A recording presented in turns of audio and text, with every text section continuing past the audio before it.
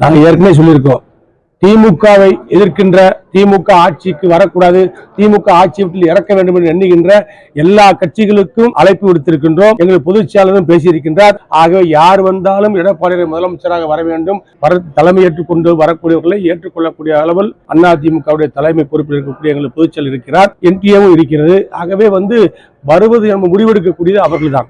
அவர்களை பொறுத்த மட்டும் திமுகவை கடுமையாக எதிர்க்கிறார்கள். திமுக ஆட்சியால் நம்முடைய டிவிகேனுடைய தலைவர் விஜய் அவர்கள் மிகவும் பாதிக்கப்பட்டுள்ளார். அவருடைய பாதிப்பு என்பது அவருடைய குடும்பத்தவே இழுத்து தெருவில் விட்டாங்க. அவருடைய மனைவியை வச்சே இவர் மீது வழக்கு தாக்கல் பண்ண செஞ்சு அதை ஒரு விசாரணை மாதிரி கொண்டு வந்து அதை ஒரு பெரிய செய்தியாக்கி மீடியாக்கள் விவாதமாக்கி அவரை ஒரு கேலி பொருளை ஆக்குகின்ற பணியை செய்கிறார்கள்.